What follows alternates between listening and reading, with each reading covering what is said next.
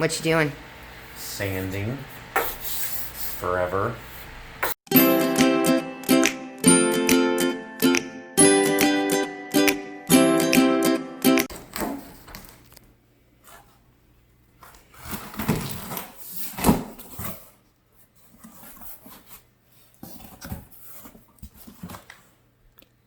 Oh, that's gonna be fun. Ooh. Well, it looks like it's packaged really well. Carton contains nothing.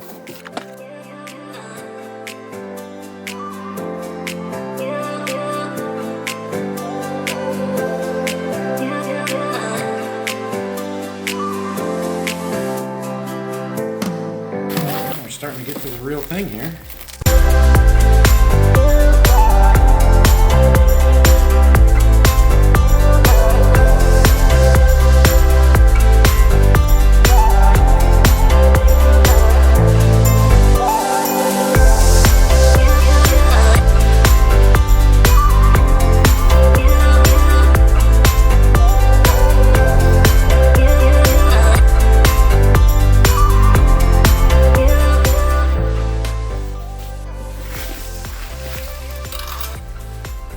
Wow. A little bit more plastic. It's not that heavy. I was figuring it was going to be a lot heavier. I'd say it weighs about maybe 7 or 8 pounds. That's super cool. I'm glad they went with the chrome. Yeah, me too.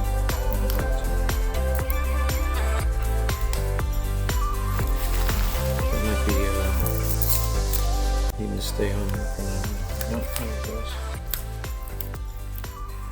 Well, it comes with these 2 studs that would allow you to mount it through a countertop that's about, let's say it's probably, I'd have to measure it to be sure, but it's about 4 inches. And then there's this brace that goes here, and then there's 2 more studs that go the full length of it and probably hold the top on. Because our countertop is much thicker, we're going to have to change these out. So it means I'm going to take this apart. It's also got all this foam in here. It's very insulated inside there. There's not a lot of space to fit anything else there. You could get a tower cooling hose up in there, which I think I'm going to do to cool these lines. But it's tight working space there for sure. Not a lot of room to fit a hose, but I guess if you got it just inside, it would blow the cold air up inside, so you'd be okay.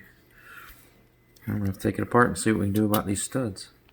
So I made a template of the base of it. It's about 5 1/8 of an inch in diameter, and played with the idea of where the location we wanted to put it at is, and remembering that I'm the only one that's over 6 feet tall in the house so far. We got to put this in a spot where you can reach the handles, and if you put it back too far, nobody reaches the handles. If you put it too far forward, then you can't drill a hole through the lid because the strut is in the way of what holds the lid up. So we found the right location and traced the template, left a small indentation in the still drying finish, and then once the finish is dry, we can drill the holes and mount it and continue on with the finish process. So I used our template to make a wooden template. So I'm trying to figure out where these 2 bolt holes line up so that I have a drilling guide for the top of the keezer. So I drill once and have it just right for where I want the keezer to be, or the beer taps to be in relation to where the keezer is.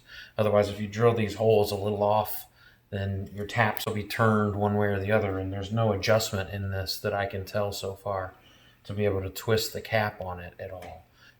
If I find one, I'll let you know. So now we've cut out our template for the center hole that we're going to use to fit our beer lines, and then the line cooler, the cooler that's going to go up in there. There's a small hose that's going to accompany these 2. And so now we're going to test fit to make sure that our template's going to work. Feed the 2 beer lines up through there, and then we line up our bolt holes. And if everything was measured properly, we should be able to slide right up.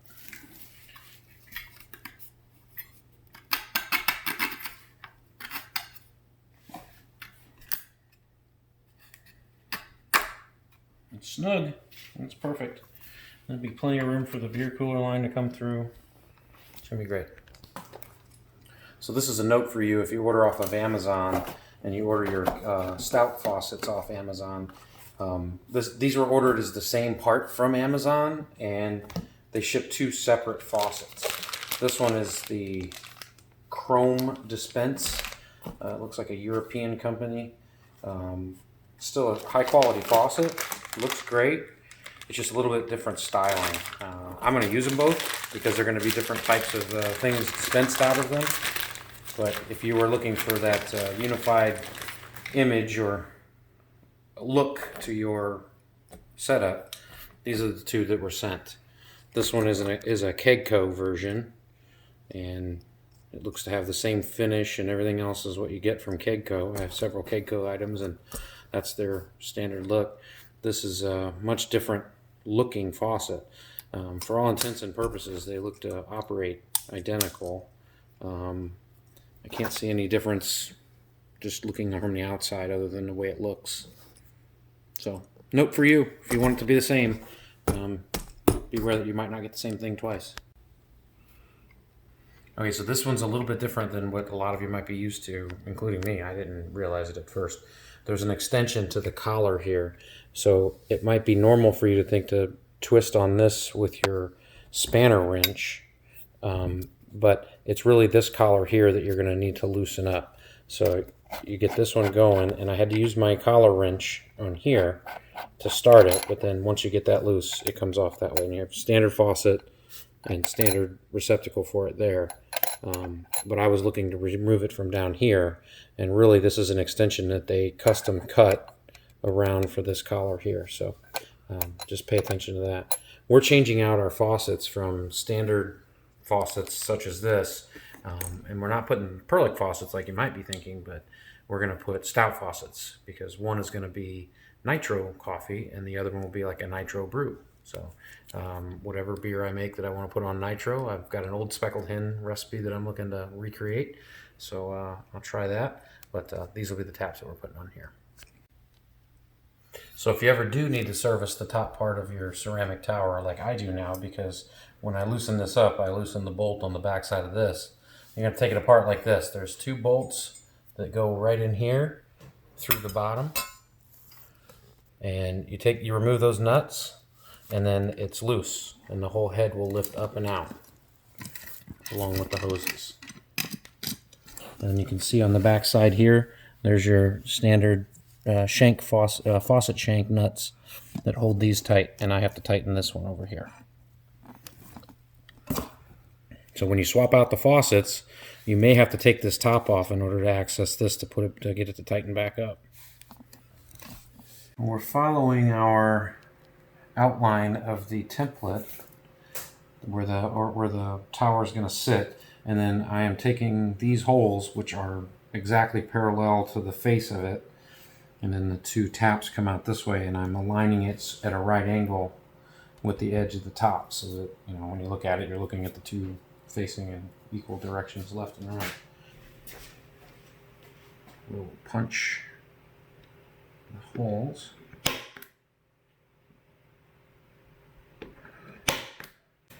Offcut of the center of the template to give us an idea where the center of this is. Punch that. Now we know where to drill 2 side holes, and this will be where we use our hole saw to drill out the center.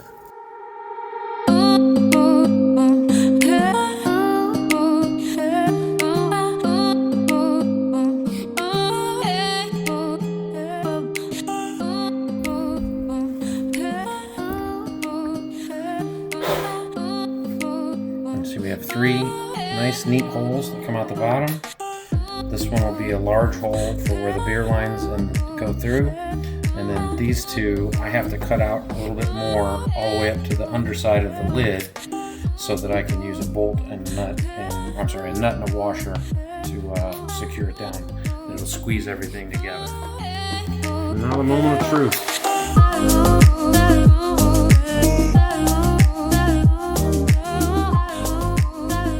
Switching to the more powerful drill, because you can see I got a long way to go to get through there, and And I thought I could get there with my my little one, but the big one's probably the better tool.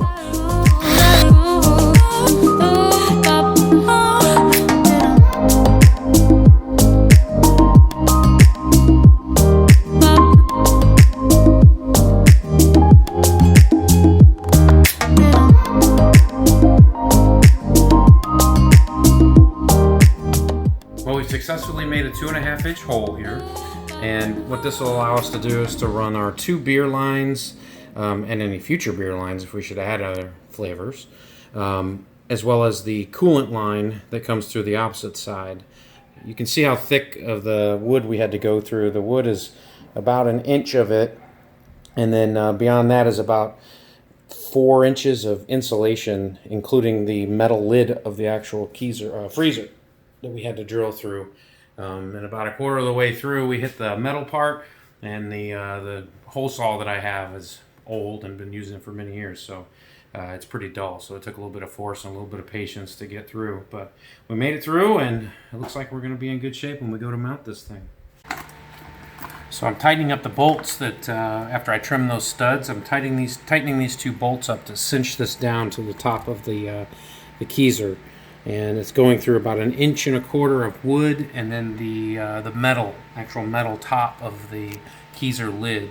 I had originally planned to change out the studs for longer ones because the depth of all of this was exceeding the length of the stud that came on the ceramic tower. However, the surface of this with the foam underneath was not sturdy enough, so I went ahead and cut a hole so I could get access to where it is solid enough to mount this to the surface of the Kizer. And I cut the studs, and the studs I took them down to about 1.75 inches, which was enough to go through the surface of the top as well as the Kizer lid metal part. So something we've added here is a cold tower beer tower cooler. We find this on Amazon. This is just a little fan in a plastic box that basically pulls air from inside the cold environment down here and pushes it up through this hose up into the ceramic tower, and then it'll return down on its own. That's just to keep that up there as the lines here the same temperature as what's inside the Kizer, or at least as close as we can possibly get it. Don't want the beer to get warm up in the ceramic tower. So we made a couple of holes here to access the bolts, and we don't want to give up those. We want to be able to adjust that if we need to, or to take it off if we need to service the head of it. But we don't want this hole with no foam in it just going left unattended. So what I did was I just got the hole saws that I used to cut those holes, and I'm going to use some foam that I used to insulate the collar as well as the tower up top, and cut the same size holes and just notch it for the hoses and the wires that come through.